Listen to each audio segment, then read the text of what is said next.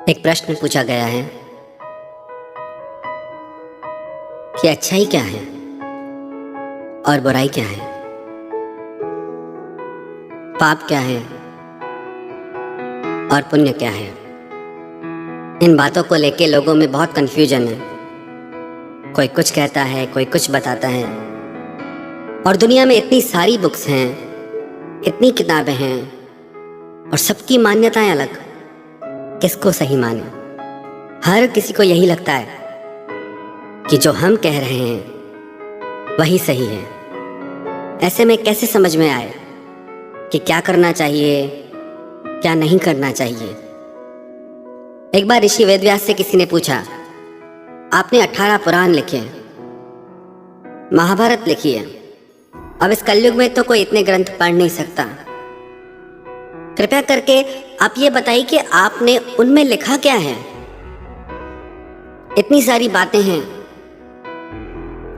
उन सब बातों के पीछे आपका लक्ष्य क्या है, उद्देश्य क्या है। सारे ग्रंथों का कोई सार बता दीजिए कि करना क्या है। तो वेदव्यास महाराज बोले कि इन 18 पुराणों में सिर्फ 2 बातें मैंने लिखी हैं। अष्टादश पुराणेषु व्यासस्य वचनम द्वय परोपकाराय पुण्याय पापाय परपीड़नम। वेदव्यास महाराज बोले कि इन 18 पुराणों में सिर्फ 2 बातें हैं। कौन सी 2 बातें? एक, परोपकाराय पुण्याय। दुनिया में हर वो कार्य पुण्य है जिससे किसी का उपकार हो, किसी को खुशी मिले, किसी को सुख मिले। और दूसरी बात, पापाय परपीड़नम। दूसरे की दिल को चोट पहुंचाने से ज्यादा बड़ा पाप दुनिया में दूसरा कोई भी नहीं।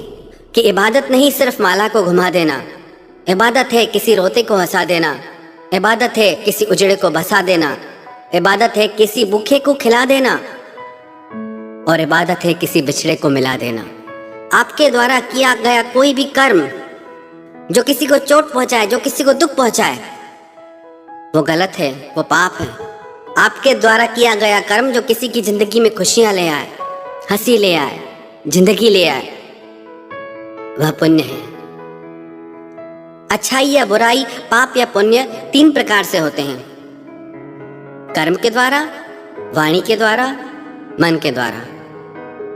कर्म के द्वारा हम पाप भी कर सकते हैं, पुण्य भी कर सकते हैं। वाणी के द्वारा भी। वाणी में इतनी शक्ति है, कई बार लोगों की ऐसी बातें सुनते हैं कि हम तो जिंदगी से हार चुके थे, जिंदगी जीना ही भूल गए। पर आपकी बातों को सुनकर फिर से जिंदगी जीने को मन करता है, फिर से नई प्रेरणा मिलती है। इतनी वाणी में शक्ति है कि मुर्दे में भी जान आ जाए। और वाणी में ऐसा प्रभाव भी है, हंसते हुए इंसान को भी आप रुला सकते हैं। आप ध्यान दें कि आपके कर्मों से लोगों की जिंदगी में खुशियां आ रही है या दुख। आपके बोलने से लोगों को खुशियां मिलती है या दुख। एक इस तरह के लोग होते जो कहीं से जाते हैं तो लोग रोते हैं, दुखी होते हैं कि इतना प्यारा इंसान क्यों जा रहा है। और एक इस तरीके के लोग होते हैं जो कहीं पहुंचते हैं, जो आते हैं तो उनके आने से लोग दुखी हो जाते हैं कि अब ये व्यक्ति आ गए हैं, ये इंसान आ गया है, अब परेशान करेगा सबको तंग करेगा। हमारा व्यक्तित्व कैसा है? हम किसी के पास जाते हैं तो उनकी जिंदगी में खुशियां आती हैं या हमारे वहां चले जाने से खुशियां आती है। और एक पाप या पुण्य होता है मन से, जो सबसे ज्यादा प्रभावशाली है। कई बार हम कर्म से भी अच्छा करते हैं, वाणी से भी अच्छा बोलते हैं कि बहुत अच्छा, पर हमारे मन में उनके लिए अच्छी भावना नहीं होती। कभी ऐसा हो कि आप कहीं बाहर गए हो घूमने, घर से फैमिली के साथ, रात को आप घर पहुंचे थके हारे, और घर पहुंचे तो देखें कि मेहमान खड़े हैं। अभी अंदर में गुस्सा तो बहुत आ रहा है कि ये टाइम है किसके घर जाने का। हम घूम के थक के आए हैं, अब इनसे खाना पूछना पड़ेगा, इनसे बात करनी पड़ेगी, मिलना पड़ेगा। पहले बता भी नहीं सकते थे। अभी अंदर में तो गुस्सा आ रहा है और बाहर से बोलेंगे कि बहुत खुशी हुई आपके आने से, आप तो आजकल आते ही नहीं, बड़े दिनों बाद आए हो। गले भी मिलेंगे, खुशी भी दिखाएंगे और उन्हें जिद करेंगे कि आए हैं तो खाना खा के ही जाना पड़ेगा। और गलती से अगर उन्होंने हाँ बोल दिया कि हाँ ठीक है, कि आप इतना जिद कर रहे हैं तो खाना खा लेते हैं, तो अभी और गुस्सा आएगा। अब खाना बना भी रहे हैं, प्रेम से खिला भी रहे हैं, पर अंदर में क्या चल रहा है? आप सब कुछ अच्छा कर रहे हैं और जाते जाते उनको आप विदाई भी देते हैं, अच्छे से मिलते भी हैं और ये भी कहते हैं अगली बार जल्दी आना।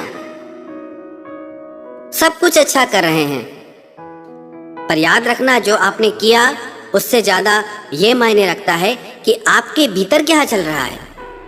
तभी तो लोग कहते हैं हम कितना भी अच्छा चले, लोग अच्छा नहीं चलते। आपकी अच्छाई आपके दिल से नहीं आई, आपकी अच्छाई सिर्फ इसलिए आई कि कोई हमें बुरा नहीं समझे, हमें अच्छा समझे। तो सबसे ज्यादा प्रभाव होता है जो हमारे मन में चलता है उन बातों का, क्योंकि वो भावनाएं उन तक पहुंच जाती है। कभी कभी ऐसा होता है ना कि हम कहते हैं कि अरे हम तुझे याद ही कर रहे थे, तेरा फोन आ गया, तुझे याद कर रहे थे और तू आ गया। भावनाओं में बहुत शक्ति होती है।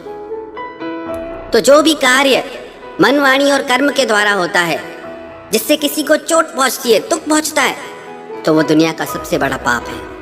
और जिस भी कार्य से किसी के दिल को खुशी पहुंचे, किसी की जिंदगी में मुस्कुराहट आ जाए, वह पुण्य है। सीधी सी परिभाषा है, परोपकाराय पुण्याय पापाय परपीड़नम।